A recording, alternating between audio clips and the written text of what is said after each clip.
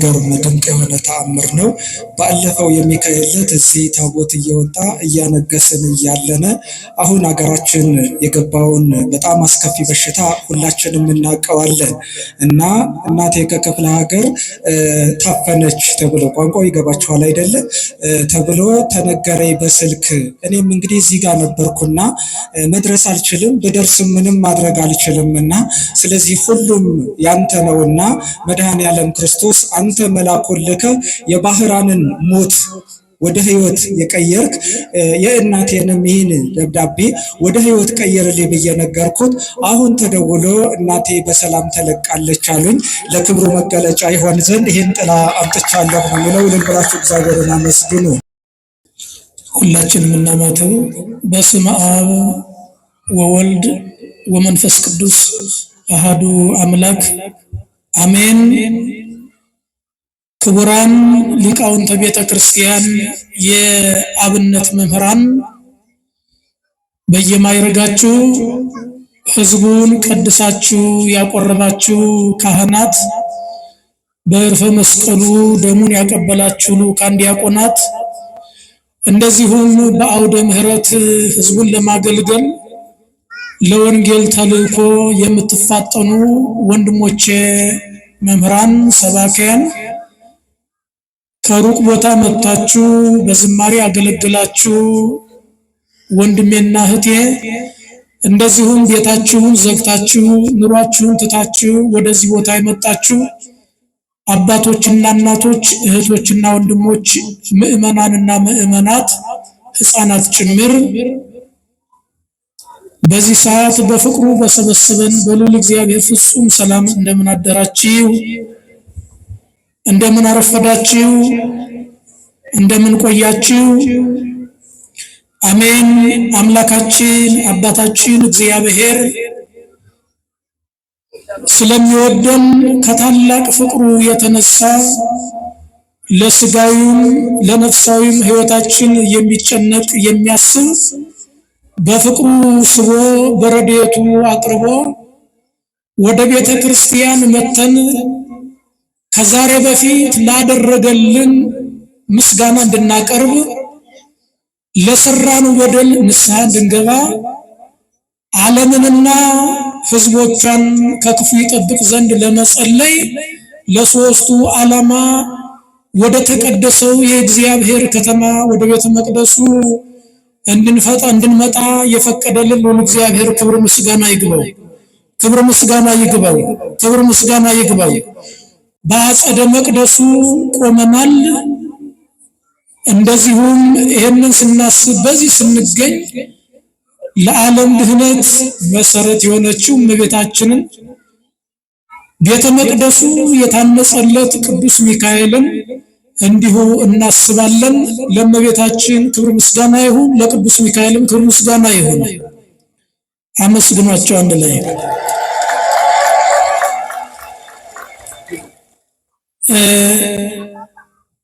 ሰዓቱ አጭር ነው። ምናልባት እንግዲህ የተለመደውን ሰዓት አላውቅም። በእኛ ባለሁበት 3 ሰዓት ህዝቡን እናሰናብታለን። ግን አንዳንድ ጊዜም ደግሞ ቁርባኑ ረዘም ሲል፣ የውስጡ አገልግሎት ረዘም ሲል፣ ቅዳሴዎቹ የተለያዩ ናቸውና ሲረዝሙ ትንሽ ገፋ አድርገን ሰዓት እንወስዳለን። ይሄንን የምናደርግበት ከቤተ ክርስቲያኑ በሰላም ግቡ ተብለን ካልወጣን በሰላም ቤታችን አንገባም። ቤተ ክርስቲያን በሰላም ግቡ ብላ የሰላምን ስንቅ አስታጥቃ የምትልክበት ምክንያት ምዕመናኖቿ ልጆቿ በሰላም ቤታቸው እንዲገቡ ስለምትፈልግ ነውና በሰላም ግቡ ሳይባል አትሂዱ። የምንደርስበትን አናውቀው። ካህናቱ እዚህ ቁጭ ያሉት አሁን የምታዩዋቸው እንደናንተ ስጋ የለበሱ ኑሮ ያላቸው የሚበርዳቸው የሚጠማቸው ሁላችንም አንድ ባህር ውስጥ ያለን። አንድ ባህር ውስጥ ያለ ሰው እኔን ለይቶ ቀዘቀዘኝ ማለት አይችልም። ለምን? ሁላችንም አንድ ባህር ውስጥ ካለን ቀዘቀዘኝ ማለት አይቻልም፣ እናውቀዋለን።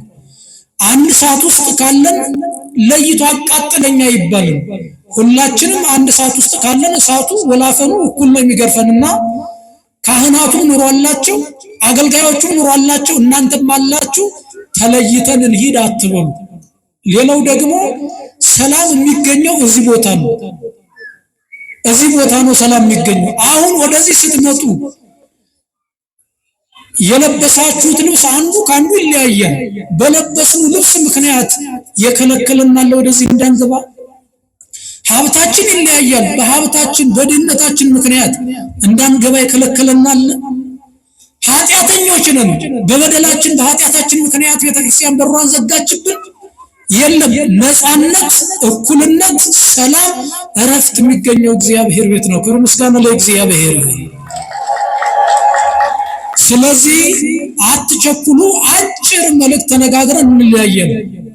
ሌላ ወደ ትምህርቱ ከመግባቴ በፊት ግን ለዛሬ ሳይሆን ወደፊት የምታደርጉትን ስርዓተ ቤተክርስቲያን ነግራችኋለሁ።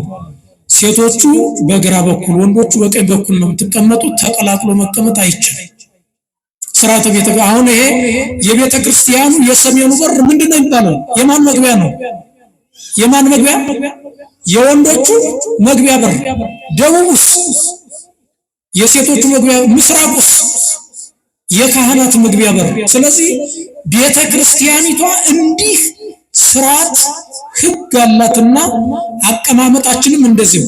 በቤተ ክርስቲያን ስንቆም ከቤተ መቅደሱ ላይ ወደ ምዕራብ ስናይ በግራ በኩል ምቋመ አንስት ነው፣ በቀኝ በኩል ምቋመ እደው። የወንዶች መቆሚያ በቀኝ፣ የሴቶቹ መቆሚያ በግራ ነው። ይሄ ግን ለአቅመ አዳምና ለአቅመ ሔዋን የደረሱትን ወንድና ሴቶቹን ሰዎች የሚመለከት ነው። ሕፃናትን ህግ አይገዛቸው። ሕፃናት በፈለጉበት ቦታ ቢሄዱ ህግ አይገዛቸው። አሁን ሕፃናት ድንገት አንድ ሕፃን የ3 ዓመት የ4 ዓመት ድንገት ቤተ መቅደሱን ከፍቶ መጋረጃውን ከፍቶ ቤተ መቅደስ ቢገባ የሚወቅሰው የሚከሰው የሚቀጣው ዳኛ የለውም። ለምን? ሕፃናት ከምን በላይ ናቸው? ከህግ በላይ ናቸው። እኛስ ከህግ በታች ነው። ስለዚህ ለአቅመ አዳምና ለአቅመ ሔዋን የደረስን ሰዎች ለህጉ ለስርዓቱ መገዛት አለብን። ለምን? ከህግ በታች ነው። ከህግ በላይ የሚሆነው ለአቅመ አዳምና ለአቅመ ሔዋን ያልደረሱ ሕፃናትና የበቁ ቅዱሳን ከህግ በላይ ናቸው። ለምን? አበዊነሰ መልዕልተ ህግ እሙንቱ፣ አባቶቻችን ከህግ በላይ ናቸው ስለሚል ማለት ነው። አሁን የዚህን ዓለም ነገር ጥሎ ዋሻ ውስጥ የገባ በበረሃ ውስጥ ያለ አንድ ባህታዊ ድምፀ አራዊቱን ግርማ ሌሊቱን ታግሶ ከሰው ተለይቶ የሚኖረውን የትኛው መምህር ሄዶ ነው ስጋ በጾም አይበላም ብሎ ማስተማር ይቻላል? አይቻልም። ለምን? እንኳን ስጋ አይደለም ዳቦ በማይኖርበት ዓለም እየኖረ ስለ ስጋ ልናስተምረው አንችልም። እነዚህ አይነት አባቶች ከህግ በላይ ናቸው። አታመንዝር ማለት አይቻልም፣ ከሰው ልዩ ናቸው። አትስረቅ ሊባል አይችልም። የትኛውን ሰው ነው የሚሰርቁት? እነዚህ አባቶች ከህግ በላይ ናቸው። ሕፃናትም ከህግ በላይ ናቸው። ዓለማውያን ግን ከህግ በታች ስለሆን ህጉን ስርዓቱን ማክበር ያስፈልጋል። ወደፊት ስትመጡ ሴቶቹ ይሄንን ይከፍቱላችኋል፣ አስተናጋጆች ይሄንን ይዛችሁ ወደ ግራ፣ ወንዶቹ ይሄንን ይዛችሁ ወደ ቀኝ። ለዛሬው ግን ባላችሁበት ትማራላችሁ ማለት ይሄንን እንድናደርግ ነው። መልእክቱን ለማስተላለፍ ነው። እንግዲህ ዛሬ ያለንበት ቀን ከትንሣኤ በኋላ 3 ክፍሎች አሉ። እስከ 40ው ቀን ድረስ ዘመነ ትንሣኤ ይባላል። ከ40ኛው እስከ 50ው ቀን ድረስ ዘመነ ዕርገት ይባላል። ከ50ው እስከ ዛሬ እስካለንበት እስከ 17 አካባቢ ድረስ ያለው ዘመነ ጰራቅሊጦስ ወይም ደግሞ ዘመነ መንፈስ ቅዱስ ይባላል። በዚህ ግን በዘመነ መንፈስ ቅዱስ ሁለቱም ይነገራሉ። አሁን ዛሬ አርገ እግዚአብሔር በይባቤ መላእክት እያሉ መምህሩ ዝማሬውን ሲቃኙ ነበር እና የሚናገሩት ቀለም ያሬዳዊው ቀለም ስለ ዕርገት ነው የሚናገረው። በይባቤ መላእክት በስብሐተ መላእክት እግዚአብሔር ወደ ሰማይ አረገ ብለው የክርስቶስን ዕርገት ሲነግሩን ነበር እና የዛሬው ቀን ነገረ መንፈስ ቅዱስንም ነገረ ዕርገትንም ነገረ ትንሣኤንም እንነጋገርበታለን። ባለቤቱ ግን በዋናነት ዘመነ መንፈስ ቅዱስ ተብሎ ይታወቃል ማለት ነው። ይህንን አስመልክቶ በቅዳሴው ላይ የተነበበልን ወንጌል የዮሐንስ ወንጌል ምዕራፍ 15 ቁጥር 17 ጀምሮ ከ12 ጀምሮ ተመሳሳይ ነው። ነገር ግን 17 ጀምሮ ጌታችን መድኃኒታችን ኢየሱስ ክርስቶስ ለደቀ መዛሙርቱ ግልጽ መልእክት፣ ግልጽ ትእዛዝ ያስተላለፈበትን እናያለን። በዚህ በወንጌል ክፍል ደግሞ በዋናነት 3 ሐሳቦች አሉት። አንደኛው ሐሳብ ትእዛዝ ነው። ይሄ ትእዛዝ ጌታችን መድኃኒታችን ኢየሱስ ክርስቶስ በደቀ መዛሙርቱ በሐዋርያቱ በኩል ለኛ ያደረሰው ምን የሚል ትእዛዝ ነው? ወዘንተ እዘክሙ ከመ ትትፋቀሩ በበይናቲክሙ፣ እርስ በርሳችሁ ትዋደዱ ዘንድ አዘዛችኋለሁ አለ። እርስ በርሳችሁ ምን ትሉ ዘንድ ትዋደዱ ዘንድ አዘዛችኋለሁ። ማሳሰቢያ አይደለም፣ ትምህርት አይደለም፣ ትእዛዝ ነው። ማን ያዘዘን? እግዚአብሔር። ትእዛዙ ምንድነው? ገንዘብ አምጡ፣ ተገረፉ፣ ተሰቀሉ፣ ውጡ፣ ውረዱ አይደለም። ትእዛዙ ቀላል ነው፣ ግን ትእዛዝ ነው። ምን አይነት ትእዛዝ? እርስ በርሳችሁ ተዋደዱ የሚል ማለት። ዛሬ የታዘዝነው ይሄ ነው። እርስ በርሳችሁ ተዋደዱ ይለናል። ከዚያ ቀጥሎ እመሂ ዓለም ጸላእክሙ አይኑሩ ከመኪያየ ቀደመ ጸልያ፣ ዓለም ከጠላችሁ ግን እንግዳ አይሁንባችሁ። ዓለም የሚጠላችሁ ከሆነ እንዳትደነቁ። ዓለም እኔን አስቀድሞ ጠልቶኛል። የጥላቻው ገፈት ቀማሽ የመጀመሪያው ጌታችን መድኃኒታችን ኢየሱስ ክርስቶስ ነው። አሁን እሱን መሰረት ያደረግነው ቀዳሚ ያደረግነው ለምንድን ነው ያልን እንደሆነ እሱ እጽድቅ የማይል ጻድቅ፣ እነጻ የማይል ንጹሕ፣ በአንደበቱ ሐሰት በሰውነቱ ክፋት የሌለበት፣ ከሰው የማይጠይቅ፣ ለሰዎች ቤዛ የሆነ፣ ሁሉን ነገር ሰማያዊ ክብሩን ትቶ ዙፋኑን ትቶ ወደዚህ ዓለም የመጣ ሲሆን ሊያድናቸው፣ ሊዋጃቸው፣ ሊተካላቸው ከሲኦል ወደ ገነት፣ ከሐሳር ወደ ክብር፣ ከሞት ወደ ሕይወት ሊያሸጋግራቸው የመጣላቸው የአዳምና የሔዋን ልጆች እንደ በደለኛ ገንዘባቸውን እንደቀማው፣ ቤታቸውን እንዳፈረሰባቸው፣ ትዳራቸውን እንዳፈረሰባቸው እና ክፉ እንዳደረገባቸው አድርገው ክርስቶስን ጠልተውታል። ስለዚህ ዓለም እናንተን የሚጠላችሁ ቢሆን እንዳትደነቁ፣ ዓለም እኔን አስቀድሞ የጠላኝ አለ። ዓለም አስቀድሞ እኔን ጠልቶኛል። እኔን የጠላበት እናንተ የጠላባችሁ ምክንያት ደግሞ ሶበሰ እምዓለም አንትሙ እማፍቀረክሙ ዓለም፣ ከዓለም ብትሆኑ ዓለም ይወዳችሁ ነበር። ከዓለም ውስጥ ብትሆኑ እስመ ዓለም ያፈቅር እልያሁ፣ ዓለም የሚወደው የራሱ የሆነውን ይወዳል፣ የራሱ ያልሆነውን ይጠላል። ስለዚህ ዓለም እኔን ጠላኝ፣ እናንተን ቢጠላችሁ እንዳትደነቁ፣ ምክንያቱም እናንተ ከዓለም አይደላችሁም። ዓለም የራሱ የሚሆነውን ይወዳል፣ የራሱ የሆነውን የራሱ ያልሆነውን ይጠላል። ስለዚህ እናንተ የዓለም አይደላችሁም፣ የዓለም ሳትሆኑ እናንተ የኔ ናችሁ አላቸው ደቀ መዛሙርቱ። አሁን እኛ በዚህ ሰዓት ላይ የማንን ምዕመናን? የማንን? እኛ አሁን የማንን? የእግዚአብሔርን። አሁን እኛ የዓለም አይደለንም። አሁን እየተነጋገርን ያለነው ዓለማዊ አይደለም። እያስተማሩት ያለሁት ምጣኔ ሀብት ወይንም ደግሞ የንግድ እንቅስቃሴ ገንዘብ ስለሚገኝበት አይደለም እያስተማሩ ያለሁት። አሁን እየተናገርሁ ያለሁት የሰው ልጅ ስልጣን ስለሚያገኝበት አይደለም። አሁን የምናገረው አንዱን ገፍቶ ገንዘብ የሚወርስበትን አይደለም። አሁን እየተነጋገርን ያለነው ይሄንን ዓለም ትተን የእግዚአብሔርን መንግስት የሚወርስበትን ነው። እውነት አሰብ ስለዚህ ስለ መንግስቱ ወንጌል፣ ስለ ዘላለማዊ ሕይወት፣ ስለ ሰው ልጅ ክብር፣ ስለ እግዚአብሔር ክብር እምንነጋገር ከሆነ አሁን ያለነው ዓለም ውስጥ አይደለም። ማን እጅ ላይ ያለነው? በእግዚአብሔር እቅፍ ውስጥ ያለነው። ዓለም ውስጥ አይደለም። እና እናንተ ከዓለም ስላልሆናችሁ ዓለም ይጠላችኋል። ከዓለም ብትሆኑ ኖሮ ዓለም ይወዳችሁ ነበር። ምክንያቱስ እስመ ዓለም ያፈቅር ሊያሁ ዓለም የሚወደው የራሱ የሆነውን ነው አለ። ስለዚህ ትጠላላችሁ ነው መልእክቱ። በተለያዩ ጎዳናዎች በተለያዩ ሁኔታዎች ልንጠላ እንችላለን።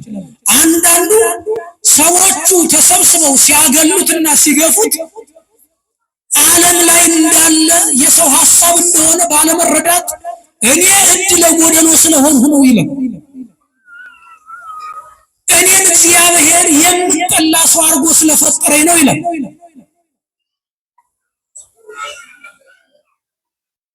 ጓደኞቿ ተለይተው የተሻለ ደረጃ ሲደርሱ በትምህርቱ ዓለም ሊሆን ይችላል፣ በትዳሩ ዓለም ሊሆን ይችላል፣ በምጣኔ በተለያየ ነገር ሊሆን ይችላል።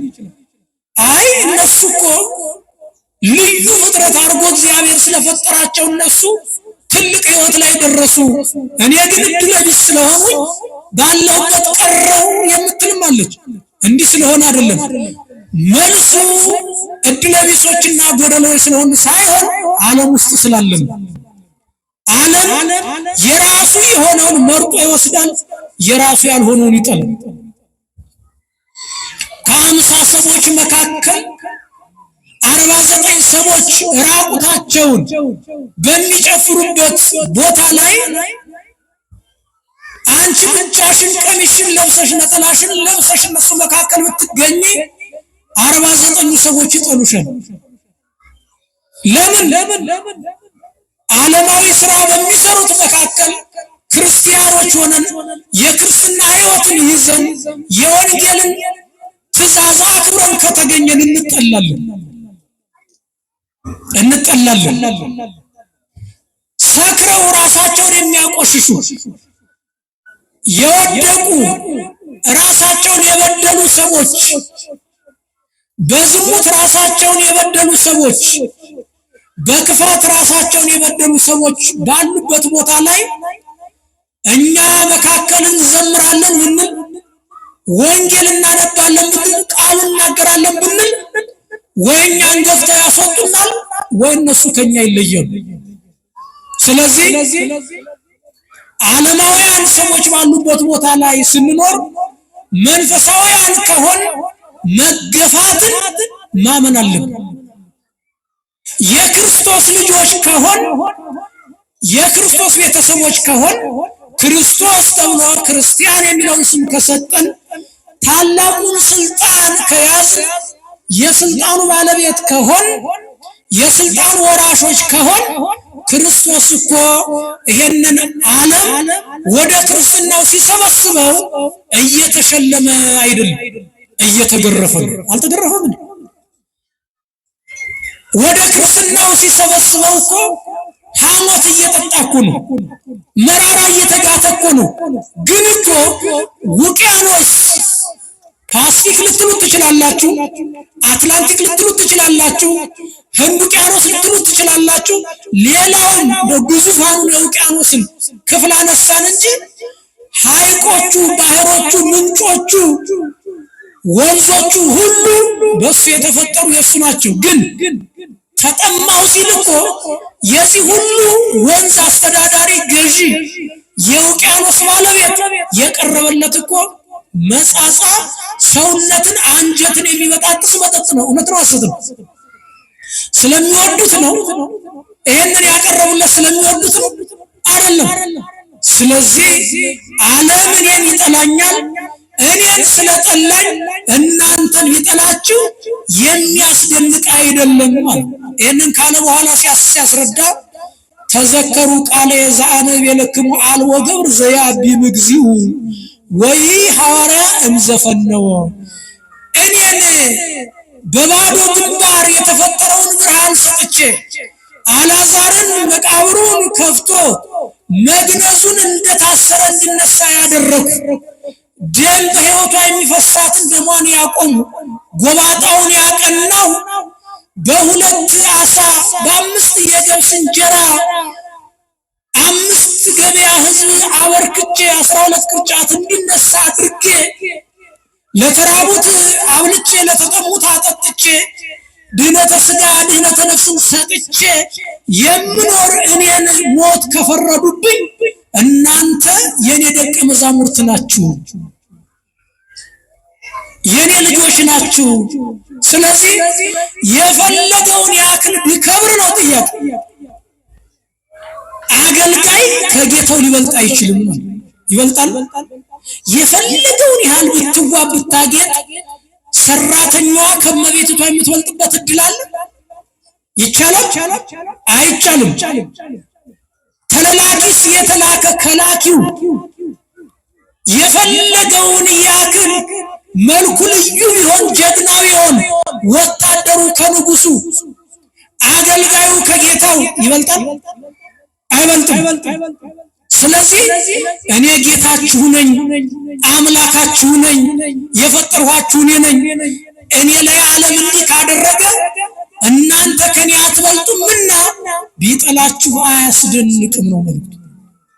ቢጠላችሁ አያስደንቅም። ያለንበት ዓለም ክፉ ዓለም እኔ አንድ አባት አሁን አርፈዋል ሲነግሩኝ ነበር። በዚህ በአሜሪካ በኒውዮርክ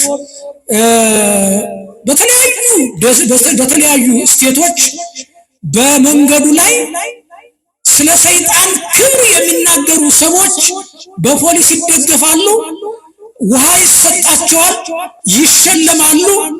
ጽንስ እናስወርዳለን የሚሉ ሰዎች ገንዘብ ይሰጣቸዋል፣ በሐኪሞች ይደገፋሉ።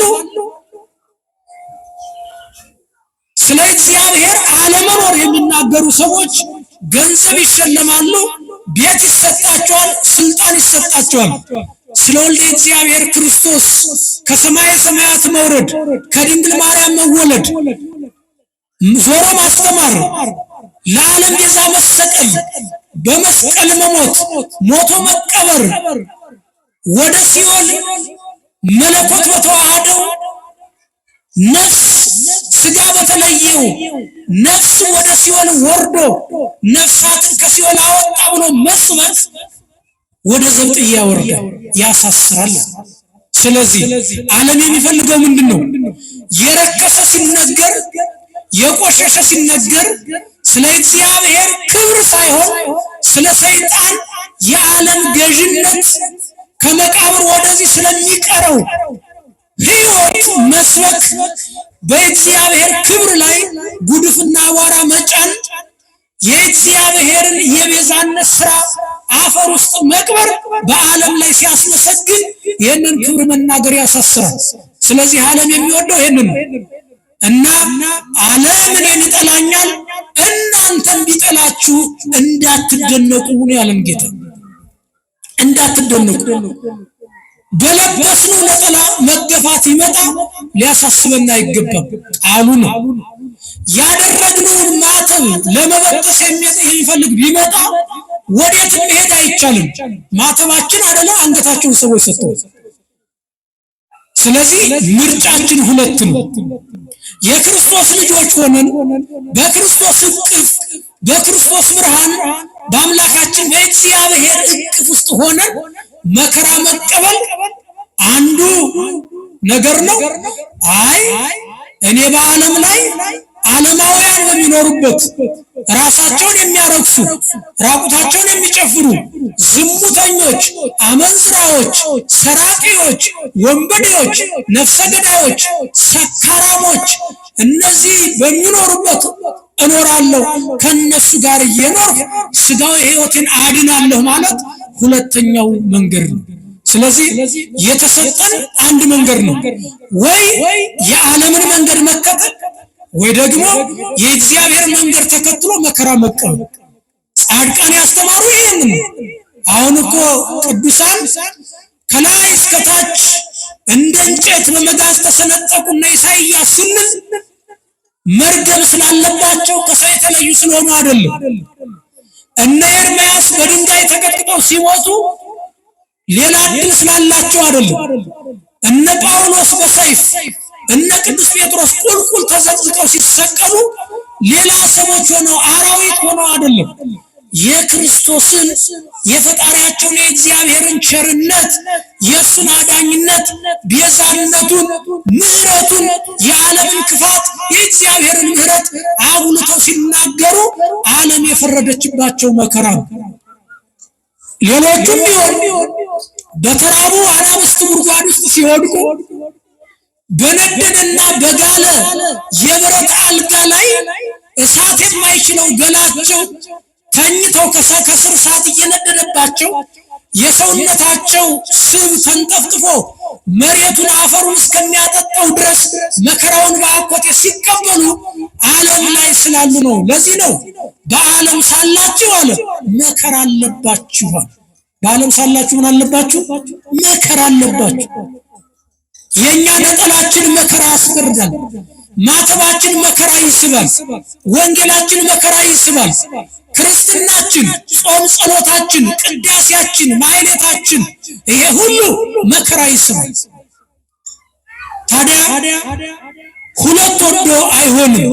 መከራውን የዚህን ዓለም መከራ ተጋፍጦ የዚህን ዓለም መከራ ተሸክሞ የማያልቀውን ዘላለማዊ መንግስት መውረስ ወይንም ደግሞ ከዚህ ዓለም መከራ ተሳቆ ያንን እሳትና መከራ ያለበትን ዓለም መውረስ የኛ ምርጫ ነው። ግን ጌታችን መድኃኒታችን ኢየሱስ ክርስቶስ አንድም ሰው እንዲጠፋ አልፈልግም እስመ ውስተ ቤተ አቡየ ብዙ ማኅደሮ ምዕራፍ ቦቱ ለዘመጽሐቤ ይሰድዶ እያወጽኡ አፋ ወደ እኔ የመጣውን ወደ ውጭ አላስወጣውም ማለት። ለምን? በአባቴ ቤት ብዙ መኖሪያ አለ ብሎ። ስለዚህ እግዚአብሔር ከዓለም በፊት ያዘጋጀውን መንግስቱን የተዘጋጀልንን ሕይወት ያችን ዘላለማዊት ድንኳን ዳዊት ሲነግረን በመዝሙር 14 ላይ ስለዚህ ዘላለማዊ ድንኳን ነግሮናል። ምን ብሎ? እግዚኦ መኑ ያሐድር ውስተ ጽላሎትከ ወመኑ ያጸልል ውስተ ደብረ መቅደስከ። በዘላለማዊ ድንኳን የሚኖረው ማን ነው አለ። በተቀደሰው ተራራ የሚኖረው ማን ነው አለ። የዚህ ዓለም ሀብት ቢሆን ከዳዊት የተሻለ ሀብት ያለው አልነበረም። ስልጣን ቢሆን እስራኤላውያንን 40 ዘመን በፍቅር ገዝቷል። ሀብት ቢሆን ሀብተ ልቦና የተሰጠው ነው። ይሄ ብቻ አይደለም፣ ሀብተ በገና ተሰጥቶታል፣ ሀብተ ትንቢት ተሰጥቶታል፣ ሀብተ መዊ ተሰጥቶታል፣ ሀብተ ክህነት፣ ሌሎችም ሀብታት ሀብተ ትንቢት ተሰጥቶታል። ነገር ግን ይሄን ሁሉ እርግፍ አድርጎ ትቶ እግዚኦ መኑ ያሐድር ውስተ ጽላሎትከ በዘላለማዊ ድንኳን በእግዚአብሔር መንግስት በአንተ መንግስት ማን ይኖራል? ዳዊት የናፈቀው ይሄን ነው። ስለዚህ ዳዊት ወደ ናፈቃት የእግዚአብሔር መንግስት ለመግባት የሚጠበቅብን ከዓለም መለየት ነው። ዳዊት ግን ሁለቱን ጥያቄ ይጠይቅ እንጂ መንፈስ ቅዱስ ደግሞ መልሶለታል። ትርጓሜው ላይ ምን ይላል? ጥያቄው ከንጉሱ ከዳዊት ተነሳ፣ መልሱ ደግሞ መንፈስ ቅዱስ መለስ ነው ይላል። ተስዕሎ እምነቢይ ወተሰጥኦ መንፈስ ቅዱስ። ልመናው ከዳዊት መልሱ ግን ከመንፈስ ቅዱስ ሆናል። ከዚያ በኋላ በድንኳን ማን ይኖራል ብሎ ሲጠይቅ ከኔ ጋር ናቸው፣ ከኔ ጋር ናቸው። እስኪ ልብላችሁ እግዚአብሔርን አመስግኑ። በድንኳን ማን ይኖራል ብሎ ሲጠይቅ መንፈስ ቅዱስ ምን አለ?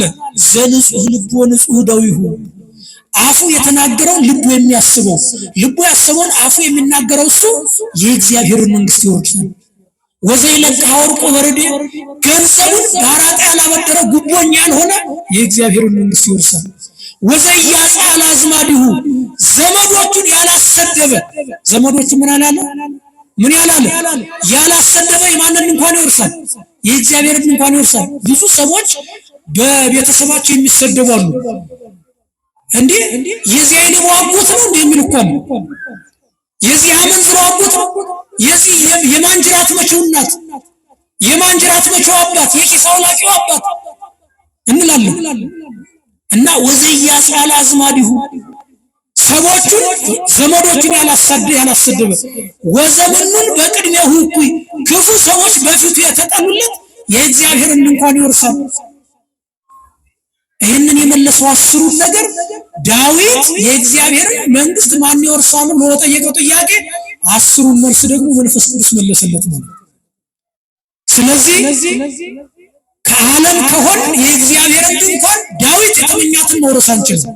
ከዓለም ስንወጣ ግን የእግዚአብሔርን መንግስት እንወርሳለን። ይሄ ነው መሆኑ ግን መጀመሪያ ላይ የተናገረው በዚህ በመግቢያችን ላይ እዘክሙ ከመተትፋቀሩ በበይናቲክሙ እርስ በርሳችሁ ትዋደዱ ዘንድ አዘዛችኋለሁ። እርስ በርሳችሁ ትዋደዱ ዘንድ። ሌላም በዚህ ላይ ምን ብሏል? አልቦ ዘይአቢ ወይሄይስ እምዝ ፍቅር ዘይሜጡ ነፍሶ ቤዛ ነፍሰ ቢጹ። ስለ ነፍሱ ስለ ጓደኛው ብሎ ራሱን ከሚሰጥ የበለጠ የተሻለ ከዚህ የሚበልጥ ፍቅር የለም። ከዚህ የሚበልጥ ፍቅር የለም። ስለዚህ ራሳችን አንዳችን ለአንዳችን ስንኖር፣ አንዳችን ለአንዳችን ቤዛ ስንሆን፣ አንዳችን ለአንዳችን ሕይወት ስንሆን፣ አንዳችን ለአንዳችን አጋዥ ስንሆን እግዚአብሔር ይወደናል። እግዚአብሔር ሲወደን ደግሞ መንግስቱን እንወርሳለን ማለት ነው። ስለዚህ ዛሬ የታዘዝነው በፍቅር እንድንኖር እግዚአብሔር አዝዞናል። ነገር ግን የዛሬው ቀን ሁለተኛውና አንዱ ስለ ፍቅር ነው የተማርነው፣ ሁለተኛው የዓለም ጥላቻ ነው፣ ሶስተኛው ደግሞ ዘመኑ ዘመነ መንፈስ ቅዱስ ነው።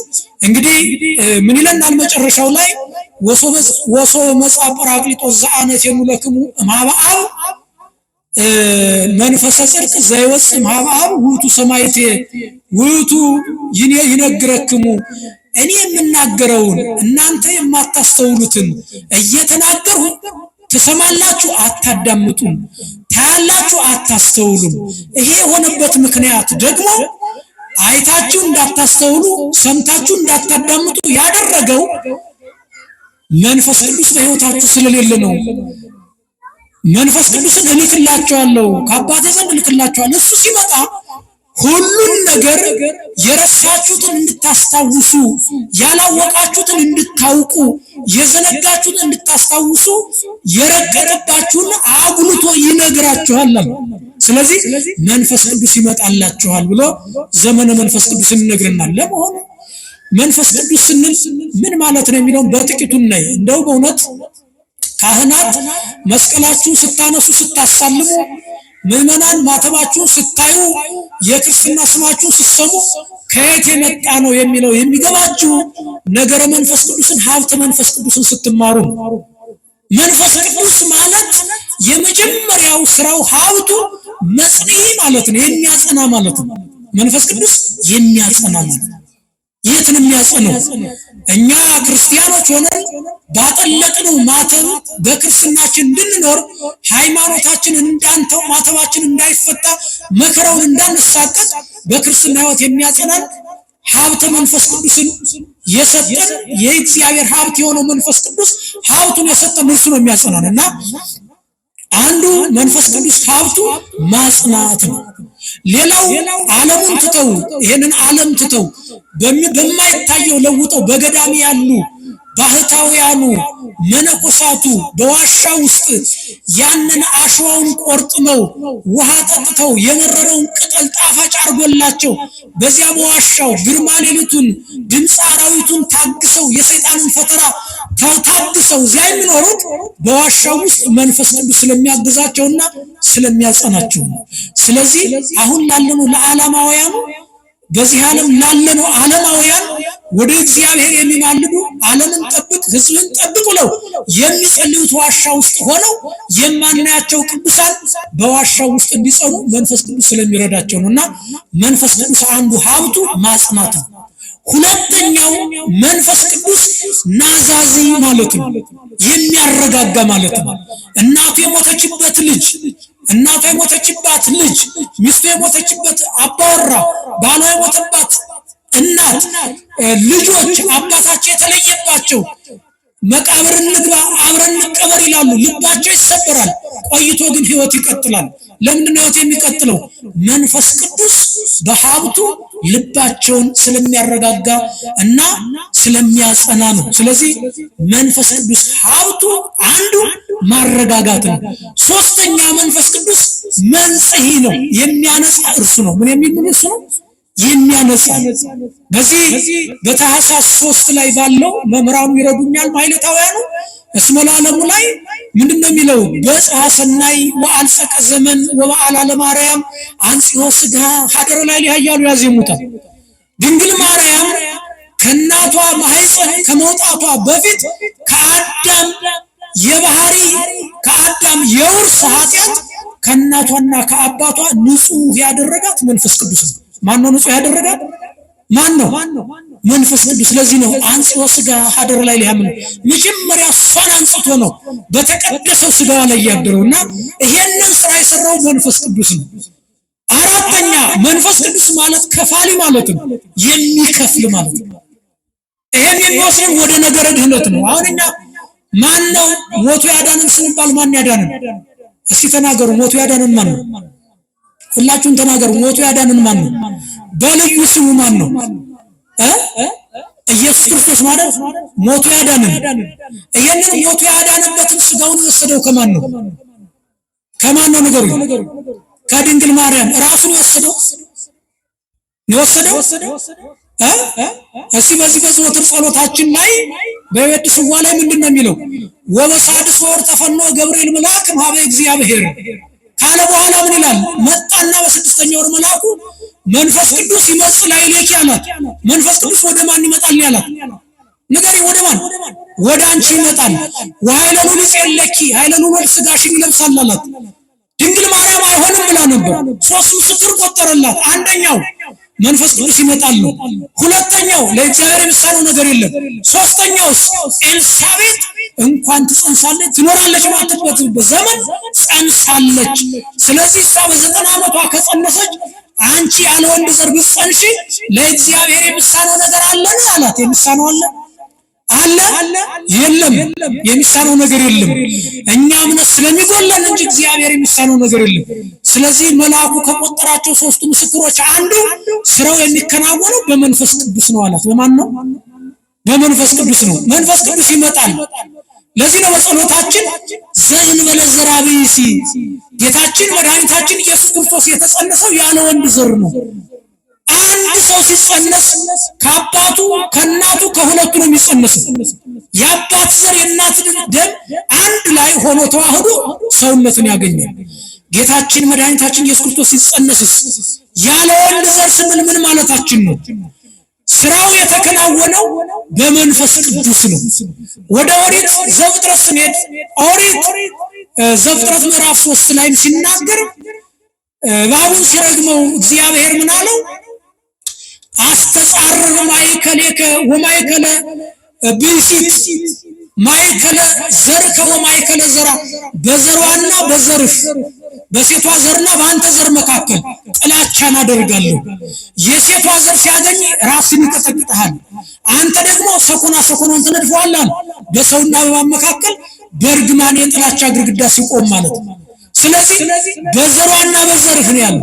ይሄ የሴቷ ዘር የተባለው ጌታችን መድኃኒታችን ኢየሱስ ክርስቶስ ለምን ከወንድ ዘር አልተገኘም? የተገኘው ከድንግል ማርያም ነው የተገኘው። ከሴቷ ከድንግል ማርያም እንዲገኝ ያስቻለው ምንድነው? ስራውን የሰራው ማን ነው ስንል ደግሞ ወደ አባ ሕርያቆስ ቅዳሴ እንመለሳለን። ምን ይላታል እመቤታችንን? ምዕናማ አንቲ አንቺ የሸማኔ ጉድጓድ ነሽ አላት። እመቤታችን አንቺ ምንድን ነሽ አላት? የሸማኔ ጉድጓድ ነሽ። ወአናም ይሁን መንፈስ ቅዱስ ሰሪው ደግሞ መንፈስ ቅዱስ ነው። ዘሃውና ማጉ ያንቺ ስጋ ነው። ይሄንን ያንቺን ስጋ ወይንም ደግሞ ዘሃና ማግ የሚባለው አካላዊ ቃልና ማግ የሚባለው ነው። ስለዚህ ሸማኔው ሁለቱን በጉድጓድ ውስጥ አንድ ላይ እያደረገ አዋህዶ የለበሳችሁትን ነጠላ ጋቢ እንደሚያደርገው አንቺ የሸማኔ ጉድጓድ ነሽ። ያንቺን ስጋ ማግ አደረገው፣ ቃልን ስጋ አደረገው። ይሄንን ደግሞ ጥበበኛው መንፈስ ቅዱስ አዋህደው አለ። ክብር ምስጋና ለእግዚአብሔር። ስለዚህ መንፈስ ቅዱስ የክርስቶስን የማዳን ሥራ ስንናገር መጀመሪያ ከድንግል ማርያም ከቃል ጋር የሚዋሃደውን ሥጋ ከቃል ጋር የሚዋሃደውን ደም ነፍስ ከድንግል ማርያም ሥጋና ደም ነፍስ ነጥሎ ከቃል ጋር ያዋሃደው መንፈስ ቅዱስ ነው። ስለዚህ ስራውን የሰራው መንፈስ ቅዱስ። ለዚህ ነው በአባ ሕርያቆስ ወአናኒሁ መንፈስ ቅዱስ ስራውን የሰራው ሸማኔው እርሱ መንፈስ ቅዱስ ነው ብሎ የሚናገረው ለዚህ ነውና እንደዚህ የሆነውን መንፈስ ቅዱስን እልክላችኋለሁ አለ እና መንፈስ ቅዱስ የክርስቶስን የማዳን ሥራ ስንናገር የዓለምን የድህነት ጉዳይ ስንናገር ዓለም የዳነበት ሥጋ ዓለም የዳነበት ነፍስ ዓለም የዳነበት ደም ተመርጦ የተከፈለው ከፍሎ ያዋሃደው መንፈስ ቅዱስ ነው። እግዚአብሔር ክብር ምስጋና ይግባው። ለሁላችሁ አመስግኑ።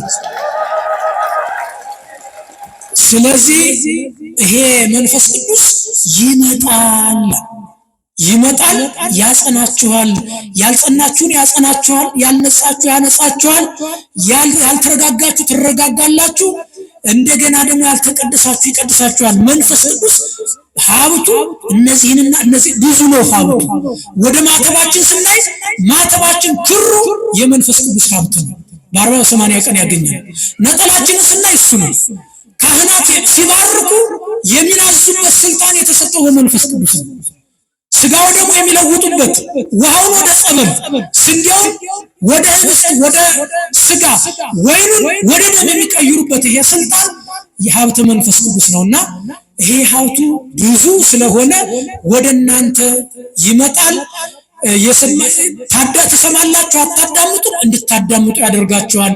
ታያላችሁ አታስተውሉ፣ እንድታስተውሉ ያደርጋችኋል።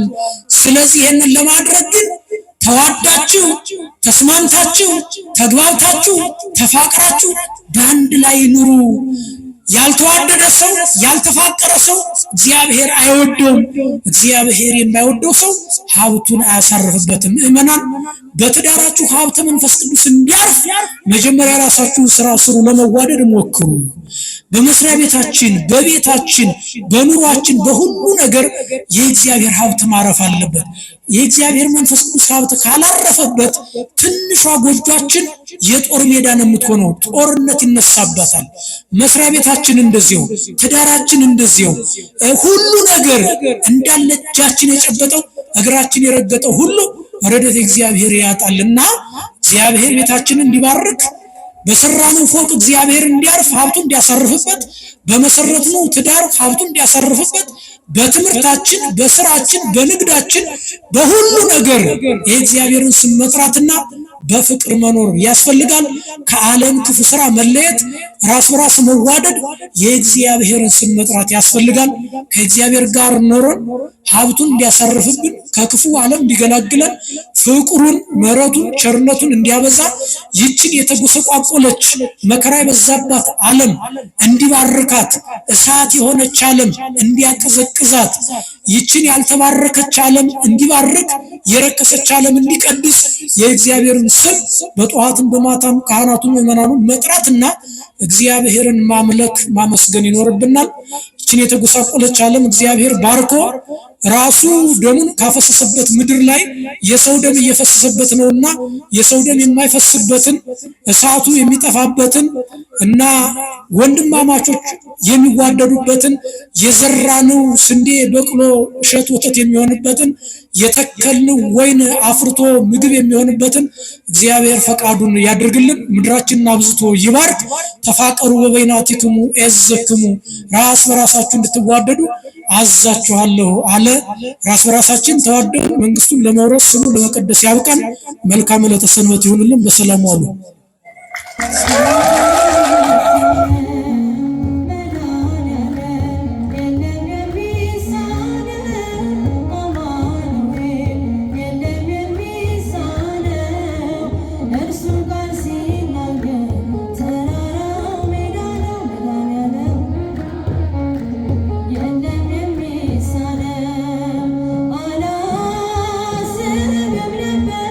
Alfa